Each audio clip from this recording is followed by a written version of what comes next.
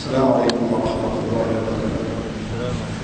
بسم الله الرحمن الرحيم. الحمد لله رب العالمين والعاقبة للمتقين ولا عدوان إلا على الظالمين. أشهد أن لا إله إلا الله وحده لا شريك له وأشهد أن محمدا عبده ورسوله. رب اشرح لي صدري ويسر لي أمري واحلل عقدة من لساني يفقهوا قولي. قال رسول الله صلى الله عليه وسلم: من سلك طريقا يلتمس فيه علما سهل الله له به طريقا إلى الجنة. Sabda Rasulullah sallallahu alaihi wasallam, sesiapa yang datang ke majlis ilmu, maka Allah Subhanahu wa taala akan mudahkan jalannya untuk menuju syurga. Alhamdulillah, atas sekalian kita dapat bersama-sama pada malam ini untuk kita meneruskan pengajian kitab Sahih Al-Bukhari. Kita sampai bab isyarah fi shalah, bab isyarah fi shalah, bab isyarat ketika salat. Hadis 630, hadis 630. Bismillahirrahmanirrahim. An Sahl qala kharaja an-nabiy sallallahu alaihi wasallam yuslihu baina bani Amr bin Auf wa hanat as-salah faja'a Bilal Abu Bakr radhiyallahu anhuma faqala qubisa an-nabiy sallallahu alaihi wasallam فتأم الناس قال نعم إن شئتم فأقام بلال الصلاة فتقدم أبو بكر فصلى فجاء النبي صلى الله عليه وسلم يمشي في الصفوف يشقها شقا حتى قام في الصف الأول فأخذ الناس بالتسبيح قال سهل هل تدون ما التسبيح والتسبيح وكان أبو بكر لا يلتفت في صلاته فلما أكثر والتفت فإذا النبي صلى الله عليه وسلم في الصف فأشار إليه مكانك فرفع أبو بكر يديه فحمد الله ثم رجع القهقرى وراءه وتقدم النبي صلى الله عليه وسلم فصلى. Itu sampai hadisnya. Jadi saya baca matan dia takut terjemahan dia salah. Jadi sebab itu saya baca sampai hadis.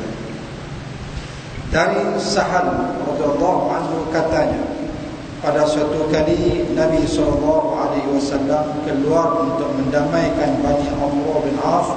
Kebetulan waktu solat telah tiba. Maka datanglah Bilal kepada Abu Bakar mengatakan, Nabi SAW terlambat datang, tuanlah yang menjadi imam. Jadi Nabi ada hal di Bani Amr bin Auf. Amr bin Auf, waktu sembahyang dah sampai, Bilal datang kepada Abu Bakar. Dia kata, Nabi kadut sibuk, jadi tuan tolong ganti jadi imam. Tuanlah yang menjadi imam. Maka jawab Abu Bakar, baiklah kalau engkau setuju. Tuan-tuan tengok di sini, apa sebab orang cari Sayyidina Abu Bakar? Orang tak cari Sayyidina Umar, malah orang tak cari Sayyidina Ali. Walaupun Sayyidina Ali itu adalah merupakan sepupu Rasulullah SAW, seperti yang digembar-gemborkan oleh orang-orang Syiah. Sepatutnya cari Sayyidina Ali. Tapi oleh kerana apa, tuan-tuan? Semua orang tahu Rasulullah SAW paling sayang kepada Sayyidina Abu Bakar. Rasulullah SAW ada masalah sikit cari Abu Bakar. Ada apa nak ajak pergi mana-mana cari Abu Bakar. Sampai orang tahu, Abu Bakar tahu. Sebab tu apabila Rasulullah wafat, Sayyidina Abu Bakar yang menjadi khalifah, tak ada siapa pun komplain. Cuma orang Syiah saja yang komplain. Lepas kata Sayyidina Abu Bakar kafir sebab merampas jawatan khalifah daripada Sayyidina Ali. Tuan-tuan tengok, Bilal pun mencari siapa? Abu Bakar. Dia tak cari Sayyidina Ali. Okey. Nabi SAW terlambat datang, tuanlah yang menjadi imam. Maka jawab Abu Bakar, baiklah kalau engkau setuju. Setelah Bilal qamat, Abu Bakar maju ke muka lalu salat. Kemudian Nabi tiba, Nabi selesai urusan dia, Nabi main nak sembahyang sekali. Lalu dibelahnya saf perlahan-lahan supaya dia dapat lewat sampai ke muka. Tapi kita jangan buat begitu pula. Kita main lambat kan, dia belah saf tu, lalu aku nak pergi depan. Ni sebab dia Nabi. Dia cerita dia lain. Okey. Supaya dia dapat lewat sampai ke muka. Maksudnya dia boleh sampai saf belakang, duduk belakang tu imam.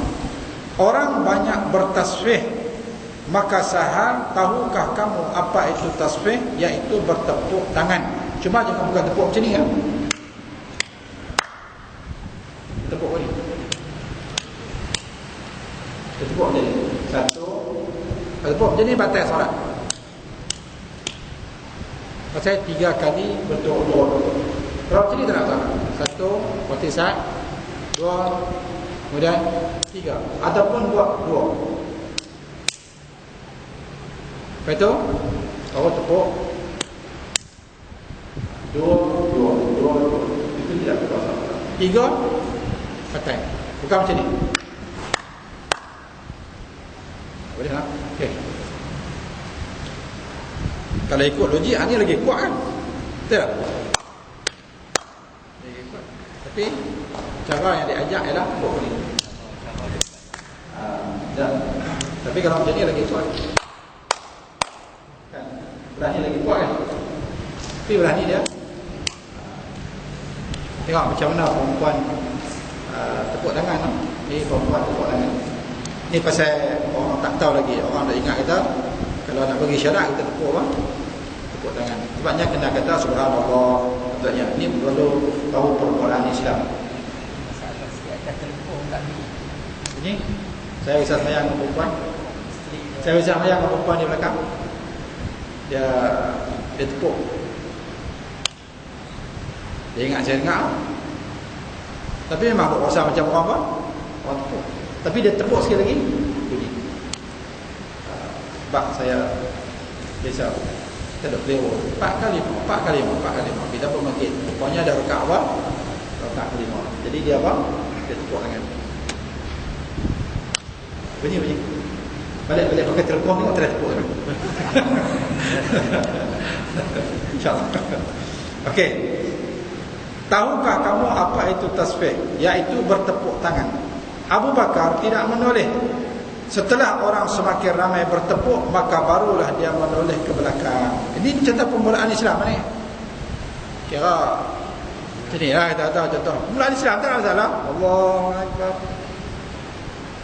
Innama yu'minu biayatina alladhi. Kita lupa kan. Innama yu'minu biayatina alladhina idza dhukiru biha kharru sujadan wa sabbahu. Ya pun sabbahu bihamdi rabbihim wa hum la yastakbirun. Kita pun sabbahu bihamdi rabbihim wa hum la yastakbirun. Tapi lah tak boleh lah. Tak boleh. Ini masa permulaan Islam. Jadi tepuk tangan. Patutnya tepuk tangan tu untuk perempuan. Kan kita belajar dah pada minggu lepas metanya. Wailah rakaat berapa? Kita baru 2, ada 2 lagi cepat-cepat dan permulaan Islam. Okey. Lepas daripada tu tak boleh lah. Setelah orang semakin ramai bertepuk, maka barulah dia menoleh ke belakang. Nabi SAW telah berada di dalam saf, maksudnya saf yang pertama. Beliau memberi isyarat kepada Abu Bakar supaya dia tetap di tempatnya. Maksud dia macam mana? Buat macam tu. Ataupun carry on. Ataupun buat macam tu. Kalau dia nak boleh ya, buat tu. Okey. Lalu Abu Bakar mengangkat kedua tangannya memuji Allah Subhanallah. Kemudian dia mundur ke belakang dan Nabi SAW maju ke muka meneruskan sembahyang. Elok dia duduk belakang, tempat tu kosong, Nabi duduk depan. Nabi sembahyang sampai habis. Assalamualaikum warahmatullahi wabarakatuh. Assalamualaikum warahmatullahi wabarakatuh. Wirid pas semua habis. Kita dah belajar dah tentang wirid tu. Bukan bid'ah kan? Kita dah belajar dah itu. Itu saya tak mengulang balik lah. Macam mana para sahabat Rasulullah SAW apa wirid lepas sembahyang. Kata Ibnu Abbas kata, aku tahu sembahyang sudah selesai ditunaikan dengan mendengar suara wirid Rasulullah SAW bersama dengan para sahabat. Bagi orang yang ikut pada tiap-tiap minggu, dia dah jumpa dah hadis sudah lepas dah. Okey.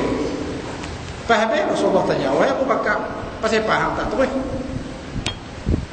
Abu Bakar kata, tidak patut bagi anak Abi Quhafah. Maksud dia siapa? Dialah. Pak dia nama apa? Abi Quhafah.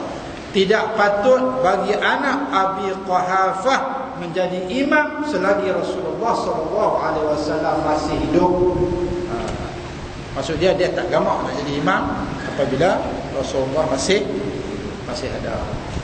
Itulah sampai atuk mana dia pada Rasulullah buat macam tu, tapi Sayyidina Abu Bakar tetap nak habaq kata apa, boleh buat isyarat pada waktu sembahyang kalau keadaan memerlukan. Okey, boleh tak? Hadis yang seterusnya, kita ada masa biasa ni kita buat isyarat. Boleh kok ada cicak sebelah kan? Kita nak sujud tahu? Tengok ada cicak tempat apa? Tempat sujud. Lepas tu elok orang main nak sembahyang sebelah kita, dia nak main duduk, kita buat macam tu. Tapi dia heran pula kau. Elok dia nak angkat takbir, kita buat begitu. Kita buat heran. Apa dia ni? Kan? Kita pun buat macam tu. Dia pun takbir Allah, lantang. Kita pun macam tu. Elok dia nak sujud, dia tengok cicak ada tu. Bukan satu, banyak pula tu. Oh, patut dia ni apa? Dia ditahan aku. Macam tu je lah. Kemudian apa lagi syarat tu? Tahan macam kita sembahyang. Kita sembahyang Allahu Akbar. Kemudian orang nak lintas apa kita? Kita pun tahan. Itu syarat-syarat yang boleh kita buat kita sembahyang. Okey, hadis 631. Dari Abdullah bin Mas'ud katanya, kami pernah mengucapkan salam ketika solat, menyebut nama dan salam satu sama lain. Ini tahiyat ni. Ini cerita dia masa permulaan Islam. Assalamualaikum, assalamualaikum. Ini aku suka. Bos Nabi. Masa tu tak turun lagi tentang apa? Tentang tahiyat. At-tahiyyatul mubarakatus salawat. Tak turun lagi. Jadi masa tahiyat awal itu masing-masing agak baca hadis Nabi. Hal itu terdengar oleh Nabi SAW, lalu beliau bersabda, bacalah. Qulu. Nabi kata, kalau nak baca tahiyat, baca lagu ni. Ya. At-tahiyyat. Tapi dia belai sikit, no? Siapa ada belai sikit kita. At-tahiyyatu lillah, was-salawatu, wat-tayyibatu. Assalamu alayka ayyuhan nabiy wa rahmatullahi wa barakatuh. Nampak? Belai sikit kan? Kita at-tahiyyatul mubarakatuh salawatut thayyibatu lillah assalamu alaikum. Bilai sikit. At-tahiyyatu lillah was-salawatu wat-thayyibatu. Tapi makna dia masih tetap sama. Makna sama, cuma dia kali. Assalamu alayka ayyuhan nabiy wa rahmatullahi wa barakatuh. Assalamu alayna wa ala ibadillahi as-salihin. Asyhadu an la ilaha illallah wa asyhadu anna Muhammadan abduhu wa rasuluh. فإنكم إذا فعلتم ذلك فقد سلمتم على كل عبد الله صالح في السماء والأرض. Apa maksudnya? Segala kehormatan untuk Allah, segala keberkatan dan segala kebaikan. Salam untukmu wahai Nabi, rahmat Allah dan berkatnya. Selamat kiranya untuk kami dan untuk para Allah yang saleh. Aku mengaku bahawa sesungguhnya tidak ada Tuhan melainkan hanya Allah, dan sesungguhnya Muhammad itu hamba-Nya dan Rasul-Nya. Ini makna tahiyat. At-tahiyyatul mubarakatuh sallallahu alaihi wa sallam. Assalamualaikum warahmatullahi wabarakatuh. Orang yang tak boleh bahasa Arab, boleh bahasa Arab, ini makna dia. Saya tengok dalam satu video, tuan-tuan, ada satu video YouTube. Saya biasa tengok itu sembahyang Jumaat di sini. Sembahyang Jumaat ini dia punya video dia kata apa? Mana boleh kata Assalamu alayka ayyuhan nabi. Pasal apa? Pasal Nabi sudah wafat. Mana boleh kata Assalamu alayka ayyuhan nabi. Nabi sudah wafat. Dia terlupa. Kata dalam lafaz tahiyat pun ada. Dia marah ke mudah marhaban ni. Ke burdah dia marah ke marhaban, dia marah ke berjanji, dia rawik habis. Dia tahu tak boleh. Dia rawik habis, semua habis. Dia kata macam orang dah berjanji, Attirillahumma qabrahul jamil. Dia kata bid'ah dia. Attirillahumma qabrahul jamil. Maksudnya Allah Ta'ala yang bagi apa tu, tak kisah bila. Tapi nak abang kata Assalamu alayka ayyuhan nabi, tidak ada sebarang masalah. Macam orang kita pergi melawat ziarah kubur Rasulullah sallallahu alaihi wasallam. Kita kata apa? Kat kubur Nabi. Assalamu alayka ya Rasulullah. sedangkan Rasulullah sudah wafat. Assalamualaikum ya Abu Bakrin, salam sejahtera ke atas engkau wahai Abu Bakar. Atas engkau ni maksudnya khitab yang kita tuju depan-depan macam tu. Assalamualaikum ya Umar bin Al-Khattab. Assalamualaikum alayka.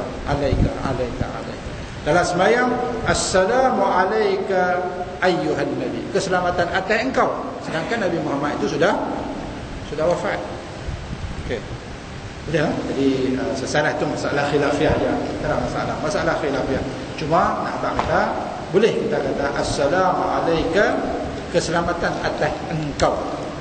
Okey. Walaupun Nabi Muhammad sudah wafat.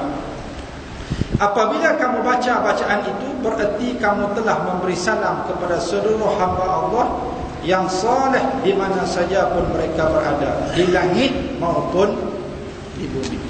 Itu saya. Cuma tuan-tuan saya nak pesan, baca tahiyat tuan-tuan jangan baca Quran. Tadi sembahyang maaf saya tegur untuk semua orang, bukan untuk dari saya seorang, bukan. Tapi tadi kebetulan saya sembahyang Zuhur. Jadi orang sebelah dia macam dia pada mula sampai habis. Sembahyang Zuhur. Dia makmum. Allahu Akbar. Bismillahirrahmanirrahim. Alhamdulillahirabbil alamin. Iyyaka na'budu wa iyyaka nasta'in. Kita tengah baca ni. Baca Fatihah ke surah tak saat ni? Terganggu dengan bacaan apa? Dia pada mula sampai habis. Subhanallah. Rabbana wa lakal hamd. Allahu akbar. Subhanallah. Allah. Dia ganggu. Sebab tu tuan-tuan, sembahyang waktu siang ni sirriyah. Sirriyah tu maksud daripada pelan, baca pelan. Pelan yang kita dengar telinga kita seorang. Sama ada imam atau makmum. Tadi makmum bukan imam. Tadi makmum bukan imam. Imam bersamalah. Imam pun maksudnya kita baca, orang tak tahu apa yang kita baca. Kalau tuan-tuan tu makna dia, tuan-tuan bukan baca sirriyah, bukan baca pelan. Tuan-tuan baca kuat tapi tak ada lagu. Bacaan itu bacaan kuat tapi tanpa lagu. Alam tara kaifa fa'ala rabbuka bi ashabil fil, tu kuat dengan berlagu. Alam tara kaifa fa'ala rabbuka, tu bacaan kuat tapi tanpa lagu. Kalau kita mengaji fiqh, kalau kita reti fiqh, maka kita akan baca dengan telinga kita sahaja. Sebab tu Nabi kata tafaqahu qabla an tara'asu. Fahamilah fiqh dulu sebelum kamu jadi kepala. Fa idza tara'asu fala sabila ila tafaqquh. Apabila kamu dah jadi kepala, maka kamu susah dah kamu nak menjalani fiqh. Jadi bolehlah saya harap tuan-tuan, siapa tak biasa baca kuat macam tu, ingat bacaan pada waktu siang kecuali subuh. Bacaan pada waktu siang bacaannya ialah sirriyah, baca dengan pelan. Macam mana ISO dia? Pelan, dengar di telinga kita sahaja. Orang sebelah tak dengar. Kita tanya orang sebelah, dengar aku baca apa dia? Tak tahu. Tanya belah ni, dengar aku baca apa lagi? Tahu. Kalau kita tanya aku baca apa dia? Surah pertama alam tarakai, yang kedua baca idza jam. Memang bukan pelan lah tu, memang berat. At-tahiyyat sama-sama pelan, semua daripada mula sampai habis baca pelan. Itu kita kena faham. Betul. Jalan. Yang tu orang tak erti ya. Kita kata sembahyang orang yang tidak erti. Darjah pahala dia mesti kurang. Adakah pahala dia sama dengan orang yang buat betul? Tak sama. Tak sama. Dia mesti dipotong. Sebab tu yang kadang sembahyang potong ni tadi. Pasal apa? Pasal tidak mendapati fiqh. Okey, boleh tak? Okey, saya terus lagi. Dari Abu Hurairah radhiyallahu anhu. Ni guru BM jangan komplain dah. Bukan daripada no. Bukan. Guru BM jangan komplain lah, tak payahlah kita terima. Sebenarnya kena kata daripada Abu Hurairah. Bukan dari ini menunjukkan tempat. Saya datang dari Al-Ustaz. saya datang dari Kuala Lumpur, menunjukkan tempat baru dari. Kalau sini dia kena apa? Daripada apalah UBM Jakarta lah, ya. Dari Abu Hurairah ataupun daripada Abu Hurairah radhiyallahu anhu katanya Nabi sallallahu alaihi wasallam dia kata at-tasbih lirrijal, tasbih untuk kaum pria, kaum lelaki, dan bertepuk tangan untuk kaum wanita. Tengok satu bawah. Tasbih membaca subhanallah, maha suci Allah, dan bertepuk tangan dengan memukulkan tapak tangan kanan. Ini tapak. Dengan punggung tangan kiri. Ini dia panggil punggung ataupun dia panggil duburin ataupun belakang. Zahri. Ini kaf, ini batni. Itu istilah bahasa Arab. Tapi kalau kita sini kita panggil tapak tangan. Yang ni kita panggil bahasa utara kita belakang tangan. Maksud dia yang ni depan, tepuk di belakang. Okay, boleh. Tapi nak abang bagi kalau depa tepuk sana sini memang saya tak dengar. Depa tepuk sana sini memang tak dengar. Tapi kalau setakat duduk belakang, isteri kita jadi makmum duduk sebelah dengar, memang dengar. Okay. Untuk tasbih untuk kaum pria, kalau sekiranya dia salah rakaat ke apa tu, orang lelaki tegur subhanallah. Kalau dia tak turun juga, orang dia pula tegur subhanallah. Tak turun juga subhanallah. Itu seorang balik. Mula-mula seorang Pak Cik Ad, yang kedua Pak Cik yang ketiga tu Pak Cik Dan, Kondan. Okey, jadi 3 suara, power imam lemah. Power lemah habis. Maka imam baki rakaat yang kelima, dia wajib kena turun. Tapi kalau seorang sama seorang, imam boleh guna kuasa betul dia. Allah. Subhanallah. Lagi dengar lagi. Subhanallah. Subhanallah. Mayang sudah. Aku tu imam. Amak mau duduk sengap sudah. Aku rasa ni rakaat aku betul dah. Dia boleh guna untuk punya kuasa Allah. Kuasa betul dia. Tapi kalau orang lain tegur subhanallah, kita tahu. Ini mesti kita apa? Kita salah tentang mana-mana. Okey. Cuma kalau saya abang pesan sekali lagi. Kalau tak cicak di kaki tu imam, masa rakaat yang kedua, kita tengok ada tahiyat, ada tak cicak, jangan duk kata subhanallah. Sampai kesut dia tak tahu. Dia tak tahu aku salah apa. Subhanallah. Dia bangkit. Dia duk ingat kata apa, dia silap tahiyat. Kita nak abang kata tak cicak ada di kaki tu imam. Dia tahiyat at-tahiyyah baru mula baca, kita pun subhanallah. Orang aku silap-silap ni. Ini mesti rakaat yang pertama ni. Dia pun bangkit berdiri. Kalau bangkit berdiri, orang lain pula bunyi subhanallah. Dia duduk kau ni kata subhanallah. Dan imam kata, apa nak tegur apa? Apa nak tegur apa maknanya?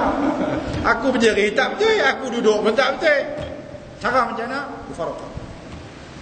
Orang yang nampak tu dia mufaraqah. Aku berpisah daripada imam. Kalau kita ikut imam juga sampai habis tuan-tuan, batal kita macam apa? Batal kita solat. Tak tahu apa-apa. Tak tahu tu. Tak. Boleh tak? Dia ada satu orang abang kata ya. Ustaz, saya nak tanya sikit dia cerita ni. Ustaz tolong tasihih tak betul tak kata dia. Dia kata macam ni. Ada seorang tu baru balik pada Timur Tengah. Balik orang suruh apa? Suruh jadi imam. Lepas tu dia pun jadi imam solat Isyak ni. Allahu akbar. Bismillahirrahmanirrahim. Oh, tarannum dia sedap. Sampai habis, bayang habis. Dia tadi ceramah dalam radio. Sampai habis, dah sampai habis. Duduk macam tu, depa nak bagi salam apa? Dia kata apa? Depa kata, sedap macam puas hati ke bayang ni. Dia kata, tu cara tak ada ayat bayang. Tu cara tak ada ayat bayang. Kalau ada ayat bayang lagi sedap. Rupanya dia bayang tak ada ayat bayang. Dia kata, lepas tu penceramah tu kata apa? Dah semua berkat mayang Laila satu masjid. Tolong tasihih tak tolong abang segi hukum. Salah. Ni penceramah dalam radio. Bahagian itu apa? Tak betul tu. Salah. Dia tidak ada wudu, solat dia saja yang tak pakai. Sementara solat orang lain tidak ada sebarang masalah. Tu cara ada yang lagi sedap macam. Okey. Jadi dia suruh minta. Tuan-tuan abang bagi bila dalam radio tuan-tuan orang semua bakal dengar. Bila semua bakal dengar, dia jadi orang jadi amal kat orang. Itu masalah dia. Okey. Dari Abu Hurairah radhiyallahu anhu katanya, Rasulullah SAW, ini cerita yang terakhir sebelum kita berhenti dan kita baca fikir. Dari Abu Hurairah katanya, Rasulullah SAW menceritakan seorang ibu memanggil anaknya yang sedang solat. Hai Juraish. Okey, tuan-tuan buah anak panah tu kan? Kosong, tuan-tuan buah di atas. Tulis situ, ahli ibadat tanpa ilmu. Ahli ibadat tanpa ilmu. Ahli ibadat tanpa ilmu. Rajin buat ibadat, tapi ilmu fiqh tak ada. Ini bahaya tuan-tuan, bahaya. Bahaya kita buat ibadat, ilmu tak ada. Jadi macam tu. Seorang mengingat anaknya yang sedang solat. Okey, tuan-tuan catat sikit tentang solat tu. Atau buah anak panah ke kiri, tuan-tuan tulis solat sunat. Solat sunat. Bukan solat fardu lah, bukan solat fardu, solat sunat. Dia tengah semayang, Allahu Akbar. Kata mak dia main, Juraish. Dia siapa ni tuan-tuan? Dia orang cerita dia ialah bangsa Yahudi. Cerita zaman Bani Israel. Orang Yahudi. Juraish ni mak ni. Lalu Juraish mohon kepada Allah, wahai Allah, ibuku memanggilku dan aku sedang menunaikan solatku. Apakah yang harus ku buat? Sebenarnya dia mohon bukan maksud dia macam tu. Bukan macam tu. Dia fikir. Kalau tuan-tuan tengah semayang, Allah, kalau tuan-tuan baca macam ni kan, Allahu Akbar. Kata panggil Wahab. Lepas tu Wahab kata, ya Allah, aku ni, aku nak terus semayang ke nak menyuk mak aku panggil? Semayang jadi macam mana? Betul tak? Betul lah. Maksud dia fikir dalam apa? Dalam kalau tak, ya Allah, mak aku panggil aku nak terus semayang ke ataupun aku nak sahut panggilan mak. Ibu itu panggil lagi, Juraish. Kata Juraish, wahai Allah. Kata Juraish, maksud dia fikir dalam apa? Kata-kata dalam ni lah, bukan kata zahir ni. Kata Juraish, wahai Allah, ibuku kah atau solatku? Wahai Allah, semoga dekat ni, dekat cerita ni. Sebab tu ziarah lah, jangan baca kitab seorang-seorang di rumah no? Jangan baca seorang-seorang di rumah. Cerita dia dekat dia punya cerita. Cerita dia ialah pada tuan-tuan 3 kali mak dia main. Allahu Akbar. Dia sembahyang sunat. Usolli sunnatan raka'atain lillahi ta'ala ataupun usolli sunnat duha. Allahu Akbar. Dia kan pukul 9 pagi ya. Kata mak dia panggil, Juraish, mak ni ada di rumah dah. Dia kata, ya Allah, ya Tuhanku, aku nak terus sembahyang ke ataupun nak menyut sahut panggilan mak. Sembahyang. Allah, dia terus sembahyang. Mak dia panggil Juraish sampai 2-3 kali mak dia panggil. Kemudian mak dia pun balik. Mak balik dengan keadaan kecil hati. Pasal apa? Mak tahu, kata dia ada dalam rumah. Tengok kasut di luar ada, botol kap chai ada. Kita tahu dah. Pintu pun nampak terbuka sikit. Cuma mak dia tak mau kepah masuk. Lepas tu kali kedua mak main macam tu juga. Dia kata, ya Allah, aku nak menyuk mak aku ke ataupun aku nak terus sembahyang. Lain dia memilih sembahyang. Mak dia pun balik dengan keadaan sedih. Mak dia main kali ketiga, Juraish, mak ni dia, ya Allah, sembahyangku ke atau nak menyuk mak? Maka last sekali dia pilih dia punya solat. Rasulullah cerita ni, Umar Al-Khattab kata, alangkah qalilul fiqh hadha ar-rajul. Alangkah ceteknya ilmu fiqh ni. Sebab antara sembahyang sunat dengan menyahut panggilan ibu hukumnya adalah wajib. Solat itu cuma sunat. Sepatutnya dia kena hentikan dia punya solat. Assalamualaikum warahmatullahi wabarakatuh. Mak. Masuk dulu solat. Duduk tengah sembahyang tak mak dah. Baru rakaat pertama tak apa masuk dulu. Patutnya dia kena buat macam tu. Qalilul fiqh hadha ar-rajul. Artinya dia ni dia fiqh dia tak apa nak reti. Tu nak bagi. Bila galah sekali mak dia rasa kecil hati. Mak dia pun kata, ya Allah, rupanya anak aku ni dah lupakan kepada aku. Alangkah kecilnya hati itu. Kata si ibu pula, tu mak orang ni, mak orang. Tapi yang ni jangan turutlah, para ibu jangan turut macam ni. Tapi contoh ni dah jadi, dia jadi pengajaran kat kita. Kata si ibu pula, wahai Allah, semoga Jurash tidak mati sebelum dia melihat muka perempuan lacak lebih dahulu. Apa maksudnya? Dah baca seorang-seorang dia, janganlah bagi dia mati sebelum dia tengok muka pelacak. Sepak dah nak tengok muka pelacak. Itu kalau baca seorang-seorang di rumah. Tapi Allahumma la, okey. Makna dia ialah apa dia? Maksud dia, ya Allah, jangan engkau matikan anakku sebelum engkau uji dia dengan perempuan pelacak. Engkau test dia, engkau fitnahkan dia dengan perempuan pelacak. Bila dia doa macam tu, Allah Ta'ala atok dia macam tu. Pada ada seorang yang jahat duduk dalam kampung tu.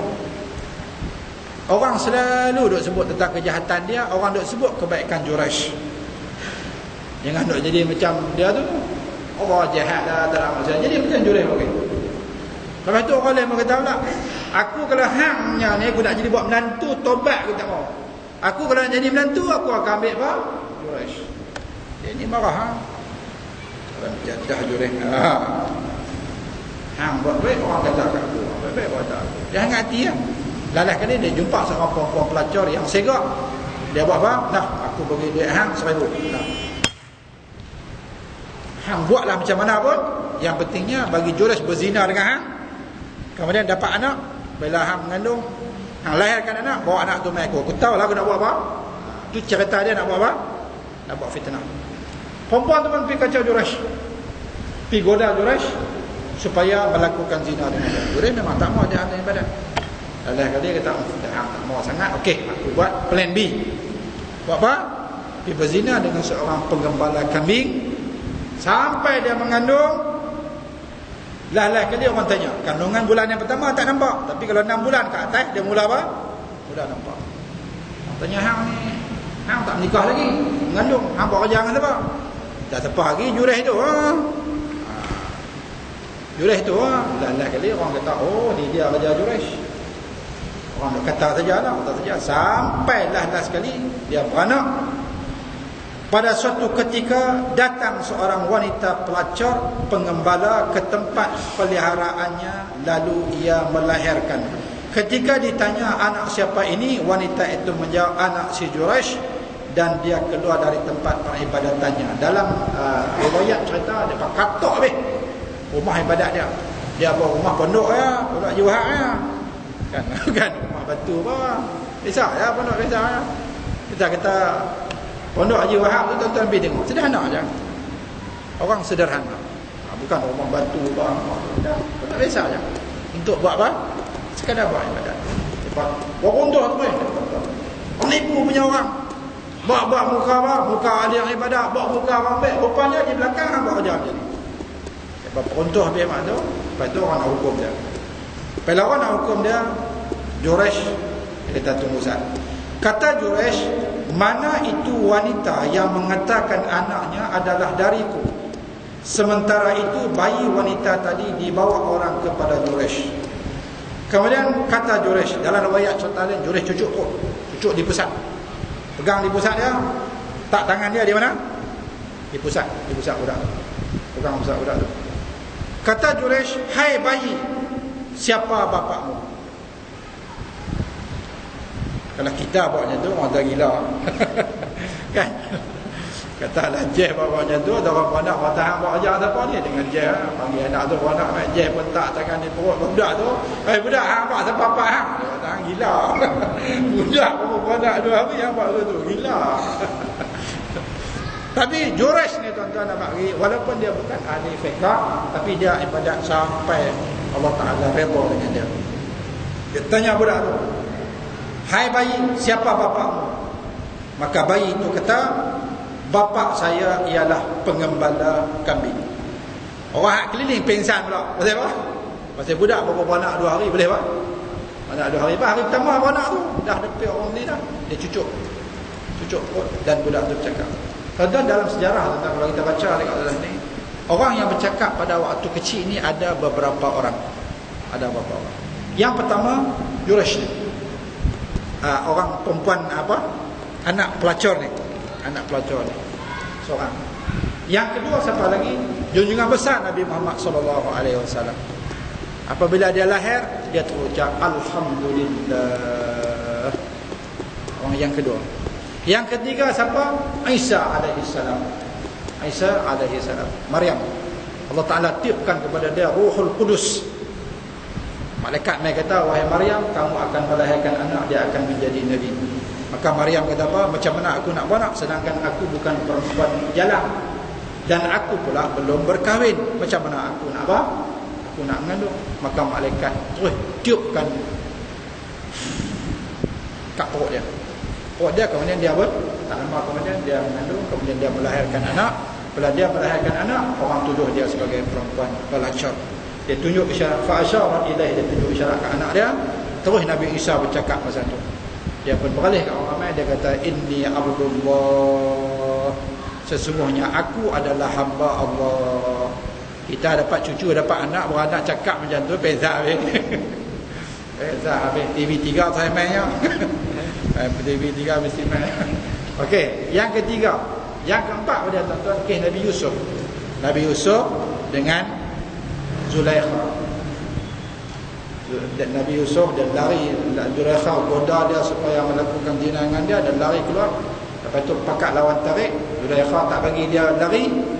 Kemudian Zulaikha tarik baju, tak bagi dia lari keluar bilik.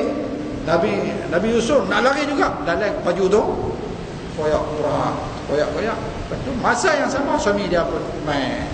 Suami dia pun nak masuk bilik, tengok seorang lari, nak seorang apa?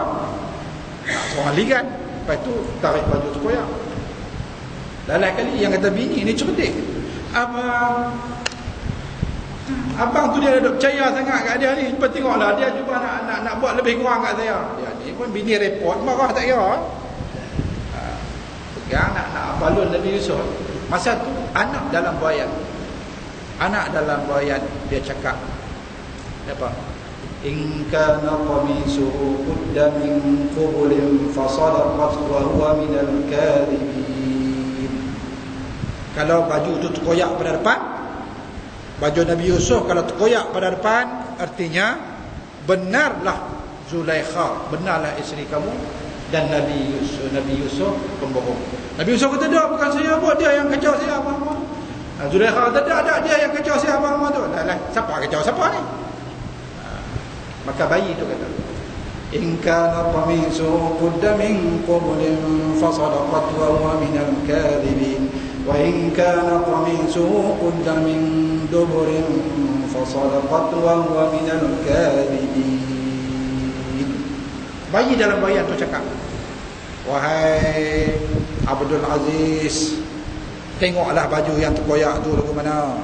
Kalau sekiranya baju tu terkoyak pada depan, artinya Zulaikha benar dan Nabi Yusuf bohong. Maksud dia apa dia? Kalau kita nak perogol, tengok perogol. Katalah perogol tu dia nak rogol seorang perempuan tu tak akan biar, dia akan cakap muka. Kan? Dia cakap muka, dia terajang, dia pegang, dia tarik koyak apa tu. Jadi makna dia, dalam kes ni kalau kita kata Nabi Yusuf sebagai perogol, kalau dia nak rogol Zulaikha mesti akan cakap dia. Cakap dia, tarik bawa baju terkoyak apa tu, macam-macam. Jadi makna apa? Zulaikha tu benar. Tapi kalau sekiranya baju tu terkoyak daripada belakang, artinya Nabi Yusuf tak mau, Zulaikha mau, dia lari nak keluar bilik, dia tarik dalam baju apa? Baju tu terkoyak. Jadi Abdul Aziz, suami pada Zulaikha pun dia fikir, oh, logik. Yang pertama, logik, bayi tu cakap. Yang kedua, bayi tu masih belum boleh bercakap. Tak sampai sebulan lagi dia punya apa? Dia punya umur. Dia ada dalam buayan. Jadi Rasulullah kata, kita bilang tadi apa? 4 tadi. Juraih seorang, Nabi Muhammad SAW seorang, Nabi Isa seorang, kemudian dalam riwayat cerita anak menekan Zulaikha yang duduk dalam buaian itu. Jadi tuan-tuan, pegang satu, apabila Allah Ta'ala kena kita ada satu benda pun yang mustahil. Mustahil seorang budak yang baru beranak boleh bercakap, tapi apabila kerja tu kerja Allah Ta'ala, tidak ada satu benda yang yang mustahil. Saya baca satu kisah tadi, tak ada nak abang orang Jeh pun ada contoh. Duit hilang, lain kali nak balik. Betul, hilang balik. Tuan tengok apa Profesor Dr. Zahra cakap Kelantan tu, Arab cakap Kelantan tu. Dia lagi teruk. Duit dia ratusan ribu rial. Dalam ni dia. Dia turun dia nak bayar duit hotel, dia bawa jemaah haji. Kemudian dia nak turun bawah nak bagi duit nak bayar toki tak ada pergi habis bayar. Jadi dia bawa duit habis bayar sekali. Allahu Akbar. Sampai bagi salam tengok duit tak ada. Allah ucap tak kira. Pasal apa? Duit tu lah nak bayar untuk hotel, duit tu lah nak bayar untuk pengangkutan, penempatan di Madinah, penempatan di Mekah, dia ratusan ribu rial yang ada apa? Ada dalam duit dia. Dalam duit tu. Tengok duit tu hilang. Allah. Dia doa tempat makam Rasulullah, doa di Raudhah. Ya Allah, aku tak tahu nak habis dari kotaku. Ya Allah, tolonglah aku. Ya Allah, tolong aku. Ya Allah. Teriak fikir. Tak selesai macam mana? Duit tak bayar lagi kat hotel. Jemaah haji nak duduk hotel, betul. Allah. Dia pemula dia buat umrah bukan jemaah haji. Dia buat umrah. Tengah-tengah doa amin ya rabbal alamin, tengok ada seorang perempuan surung mak dia atas kursi roda. Tengok duit dia duk tergantung dia atas kursi roda tu. Kursi roda. Dia tengok dia tahu tak beg. Dia pun beg aku beg aku. Dia pun tinggalkan dia tahan. Makcik ni beg saya. Allah Ta'ala nak tolong. Kalau makcik tu kata, "Hai dah, ni duit saya. Ni beg saya." Tuan-tuan pening kepala tak? Pening kepala tak? Dah, ni beg saya. Memang saya buat benda ni. Dia kata kepala. Jadi makcik tu kata apa? Ambil, makcik pun tak tahu macam mana beg ni boleh ada datang ni. Dia pun ambil tengok, buka tengok duit ada ratusan ribu rial. Tu tuan-tuan, pada logiknya tak dapat balik. Tambahlah orang buka tengok duit, tengok tu dia ribu rial, orang tak ada bagi balik dah. Tapi nak abang dah, makcik tu pun dia tak tahu macam mana beg tu duk ada. Siapa yang bawa ni? Allah Subhanahu Wa Taala. Pegang.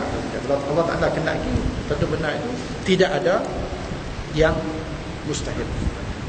Tuan nak bagi yakin tu bukan senang. Ya cakap senang. Tapi nak bagi apa?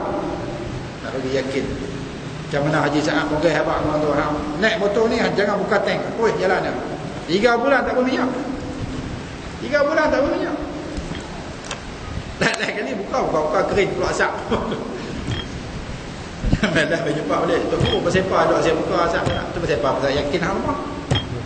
Yakin hang apa? Aku yakin bahawasanya yang menjalankan motor tu ialah Allah Ta'ala, bukan minyak. Minyak tu cuma sebab. Tapi hang tak yakin, hang pergi buka, habis. Dia habis rosak ni. Dia kena oboh lain. Dingin. Kita tahu orang yang sampai tahap yakin tu dia. Okey, wallahu a'lam. Kita baca sikit mereka. Bismillahirrahmanirrahim. Bismillahirrahmanirrahim. Lintasan sesuatu tidak membatalkan solat. Betul tak sampai itu no? Betul. Lintasan sesuatu tidak membatalkan solat. Okay, kita baca sikit. Imam Al-Bukhari dalam sahihnya muka surat 590 juzuk 1 Fathul Al-Bari meriwayatkan bahawa Ibnu Syihab Az-Zuhri pernah ditanya apakah solat dapat diputus ataupun dihentikan oleh suatu. Maka Ibnu Syihab menjawab, solat itu tidak dapat diputuskan oleh sesuatu. Maksudnya batal. Aku pernah diberitahu oleh Urwah bin Zubair bahawa Aisyah radhiyallahu anha pernah mengatakan, sungguh terjadi bahawa Rasulullah SAW bangun lalu menunaikan solat pada satu malam dan aku melintangi antara baginda dan qiblat di atas katil. Maksudnya Aisyah adalah Rasulullah SAW, aku duduk atas katil terlentang tu, tanya aku dan qiblat. Kalau kita tu kita kata sembahyang orang mati ya. Jadi macam sembahyang orang mati. Kemudian kita tengok hadis Masruq an Aisyah tu sampai habis. Saya tak baca dah. Diriwayatkan daripada Masruq daripada Aisyah radhiyallahu anha ketika disebutkan kes sesuatu yang boleh memutuskan solat dengan lintasan sesuatu, anjing, keldai dan wanita. Ini pada ni contoh. Contoh dia Abdullah bin Zubair. Abdullah bin Zubair duk sembang orang. Dia kata memutuskan solat 3 benda. Apa dia? Anjing. Yang kedua keldai. Yang ketiga wanita. Dan ada riwayat yang dia sebut anjing, kucing dan wanita. Di sini dalam riwayat ini dia tak sebut kucing. Dalam riwayat ini dia sebut kucing. Ingat kalau hangpa sembahyang, kalau anjing lintas, solat hangpa batal. Kalau keldai lintas, solat hangpa batal. Kalau perempuan lintas, bini ke, mak mertua ke, tak kira lah, solat hangpa jadi batal. Abdullah bin Zubair dia sebut macam tu. Sebab kemudian Abdullah bin Zubair ni anak belakang pada Aisyah. Dia panggil Abdullah bin Zubair, "Mai sini, aku dengar hang sebut kata kalau perempuan lintas batal sembahyang, betul ke?" Dia kata betul. Ni dengar aku nak cerita kat hang ni. Aku tengah sembahyang, Rasulullah tengah sembahyang, aku melentang betul-betul daripada dia. Kalau sembahyang batal, maka pasti Rasulullah akan sembahyang lain. Dan kalau sembahyang batal, pasti Rasulullah tak akan sembahyang, aku duk ada di depan dia. Okey, kita baca lagi. Apakah kamu menyerupakan kami dengan anjing dan keldai? Wahai Abdullah bin Zubair, aku nak tanya hang, aku ni setarakah dengan anjing dan keldai? Marah tu. Mak menekan, marah kepada anak menekan. Samakah kami dengan anjing keldai? Hang jawab elok sikit. Demi Allah, ni dengar ni macam nak cerita ni. Mak menekan. Demi Allah, aku pernah melihat Rasulullah sallallahu alaihi wasallam menunaikan solat padahal aku terbaring di atas katil yang melintangi antara beliau dan kiblat. Lalu aku berhajatkan bersatu dan aku tidak suka dapat membagi Rasulullah sallallahu alaihi wasallam, maka aku pun menyelinap dari bahagian dengan kedua kakinya. Apa maksud dia? Nampak atas bilik Rasulullah ni sempit. Rasulullah ni bilik dia sempit. Sampai Aisyah ada riwayat contoh Aisyah tidur untuk Nabi sembahyang, Allah Akbar. Nabi nak sujud, dia kena kaki dia kena buat apa? Buat rekod dia tu. Kalau Rasulullah ada sujud dalam rumah, Rasulullah tu baru dia apa? Itu balik. Bilik kita tak ada lagu tu. Bilik kita tak ada. Bilik kita besar lagi. Abang kata Rasulullah ni dia punya sederhana, dia punya apa? Dia punya hidup. Imam At-Tirmizi di dalam sunannya muka surat 160 juzuk 2 pada bab tidak ada sesuatu pun yang dapat membatalkan ataupun memberhentikan solat. Manakala Al-Hafiz Ibn Hazm dalam An-Nasikh wal Mansukh muka surat 78 mengatakan, kita tengok baca bawah dulu. Nota kaki. Riwayat Al-Bukhari muka surat 588 juzuk 1, Muslim muka surat 366 juzuk 1, nombor 270 dan lain-lainnya. Kita pun tak nak cek no. Kita pun tak nak cek, kira percaya.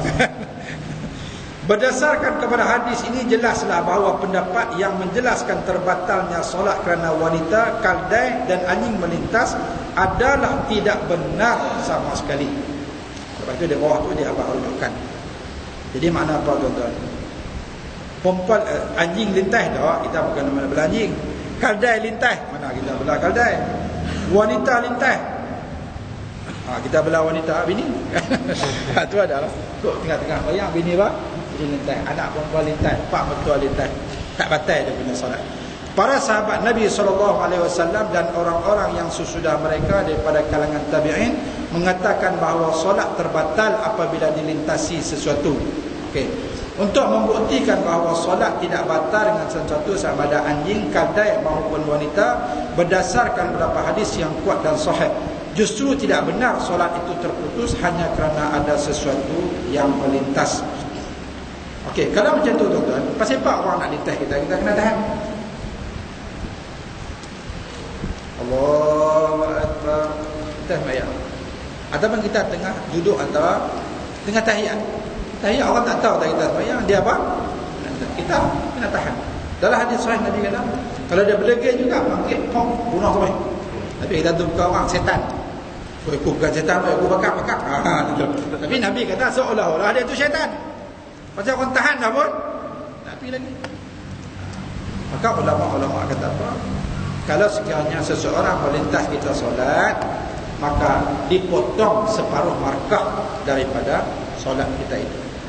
Kalau dapat 1 markah, artinya setengah. Kalau kita solat jemaah 27, potonglah setengah. 27, 2 kali 3, 6, lebih kurang 16 lebih lah. 16, something itu lah. 16 setengah kita tak macam tu. Maka sebab tu, bila orang nak lintas, kita apa? Kita tahan. Okay, boleh. Cuma tuan-tuan nampak lagi kalau kita solat di sini, orang nak lintas depan tu, biar okey lah. Tengah duduk. Dia tu pun tak apa, kita tahan pun tak sampai. Dia cuma dia lintas ni, kita tahan ni tuan-tuan. Kalau agak tu boleh apa? Boleh tahan. Boleh. Dan ada ulama mengatakan bahawasanya kita semayang di sini, di depan itu pun dianggap sudah sebagai sutrah. Tu nampak dia tanda tu. Kalau sejadah, hujung sejadah itu pun sudah dianggap sebagai sutrah. Kalau dia lintas di tengah-tengah sejadah kita, dia nampak orang hujung pun boleh lintas, tuan sengaja lintas ni. Nabi kata tahan. Kalau dia berhenti, tak mau berhenti juga, bunuh boleh bunuh. Bunuh, mati, itu sama boleh mayat. Allah. Nabi kata tu syaitan. Bukan apa? Bukan orang. Okey. Jadi tuan-tuan cuma satu lah saya nak pesan peringatan kepada tuan-tuan. Bila kita solat Jumaat kan, lepas solat Jumaat kita sembahyang sunat Jumaat, tuan-tuan janganlah sembahyang depan pintu. Faham tak? Ni kita sembahyang depan pintu, orang nak keluar. Sembahyang tu tempat Dr. Wahab duduk. Dr. Wahab duduk tu kan. Duduk tu. Kita sembahyang tu. Itu tak ada adab nama dia. Allah. Duduk sembahyang tak Pak Long duduk tu. Solat Jumaat, lepas solat tu orang apa? Orang nak keluar kat pintu tu. Kita sembahyang tempat Pak Long duduk tu. Allah. Itu nama dia tidak ada adab. Janganlah kita nak sembahyang sunat, pilihlah tempat yang orang apa? Orang tak lintas. Duduk tempat apa? Sembahyang tani depan sikit. Pandai-pandai lah. Kita tengok. Sampai kita tengok. Kalau dia sembahyang sini, aku sembahyang sini dan lintas sini tu dia. Okey, kita bagi sama. Bagi dia boleh apa? Itu kok celah. Adab pun kita kena jaga. Boleh. Dan kita tahan tu tuan-tuan, kalau kita boleh tahan. Kalau duduk tempat ni, tempat Cik Nan duduk tu, tak saya tahan. Tahan pun sia-sia aja. Saya sembahyang sini, Allah, macam nak lintas saya pun. Apa? Tak boleh. Kalau jauh tu tak payah apa? Tak payah tahan. Tidak memberi manfaat apa-apa. Okey. Manakala satu yang melintas berkenaan dengan lintasan seseorang wanita hanya bersandarkan kepada hadis yang kuat lagi sahih yang bersumberkan riwayat daripada Aisyah radhiyallahu anha sebagaimana riwayat sahihain. Sahihain itu apa maksudnya? Bukhari dan Muslim. Itu sahihain. Hadis itu menegaskan tidak terbatalnya solat disebabkan lintasan seorang perempuan yang dewasa ke atas orang yang bersolat. Manakala kes lintasan anjing dan kaldai ke atas seseorang yang bersolat berdasarkan kepada hadis Abu Juhaifah yang panjang. Antara lafaznya kemudian dipacakkan di hadapan baginda satu tungkat yang pendek. Baginda maju ke hadapan dan menunaikan solat 2 rakaat. Ketika itu ada kaldai dan anjing melintasi baginda. Perbuatan tersebut tidak menghalangnya untuk mendirikan solat. Itu kalau kita bubuh apa? Bubuh sutrah. Sutrah dia panggil. Apa kita panggil? Halang. Jadi tuan-tuan kalau macam sini kita nak guna apa? iPad, jangan iPad. Tuan-tuan sujud lagi bukit tengok tak ada lah. Jangan cari beg apa tak ada. iPad gua dah bubuh tu. Tuan-tuan pun sujud. Allahu akbar, bagi salam tengok tak ada. Tidak apa 3 bekas saja. Beg tu tak ada. Jangan carilah beg kan. Beg tu pun jangan ada duit dalam apa? Tak dia kita akan jumpa hadis. Dia sepanjang ekor unta. Sepanjang ekor unta. Ini insya-Allah kita akan jumpa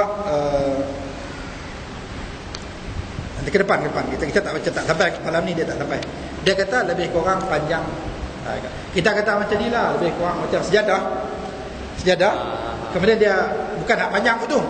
Hak ke mana apa? Lebar. Lebar dah. Lebih kurang macam tu. Ataupun kalau benar tu besar.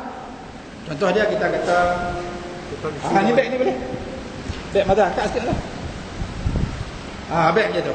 Kalau pen orang dia tak jadi kotak tisu dia boleh lah. Kotak tisu pun boleh. Pasal dia apa? Dia besar. Dan orang tahu kalau pen tu orang tak tahu hak tak tahu tu game pengkut hayut tu. Kalau orang biasa, orang mayang orang tak lintas. Nabi kata kalau kita nak lintas tu, orang tu dia tahu betapa besarnya dosa dia, dia sanggup tunggu 40 tahun. Arba'ina kharifah dalam hadis. Dia sanggup tunggu 40 tahun daripada dia nak lintas apa? Nak lintas depan orang. Jadi nak abang kata dosa besarnya kita melintas depan orang yang solat. Cuma tuan-tuan nak abang bagi kalau jauh tak apa. Jauh dia macam mana? Saya sembahyang di sini, depan tu wan. Kalau tak ada jalan lain dah. Tak ada jalan lain dah, kita boleh apa? Boleh lintas. Ada pak Cina lagi boleh lah. Tak ada sebarang masalah. Itu pun kalau boleh tuan-tuan, kita cuba elak daripada lintas depan orang sembahyang, kecuali terpaksa tak ada jalan. Macam hari Jumaat. Orang solat Jumaat kan? Kamu solat Jumaat, solat ba'dah lepas Jumaat. Kamu solat nanti kita terpaksa nak lintas jauh. Jauh tak apa. Tapi kalau depan maksud dia atas sejadah no? Kalau lintas depan sejadah tu tak apa. Tapi tengah-tengah sejadah tu hukum dia tidak boleh. Maksud dia kalau kita tahan macam tu, dia boleh sekat dia punya badan, kadar macam tu tak boleh lintas. Okey, boleh nak. Wallahu a'lam bis-shawab. Itu tanda di situ untuk mendirikan solat. Hadis tu kita akan baca pada An Sayyidina Al-Fadl bin Abbas itu pada insya-Allah.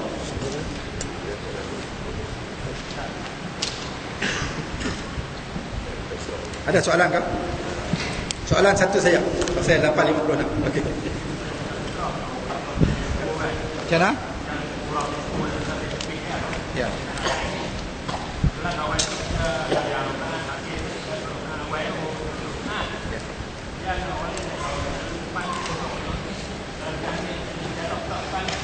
Boleh.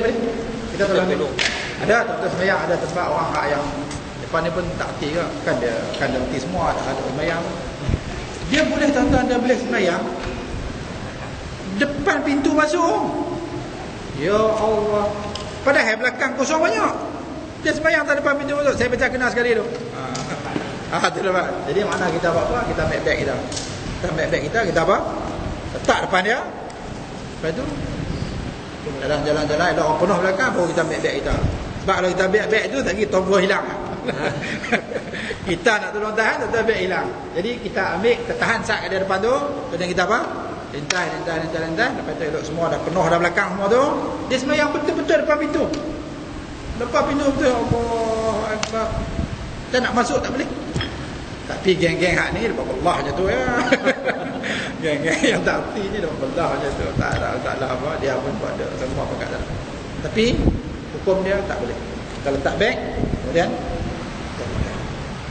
wallahu a'lam.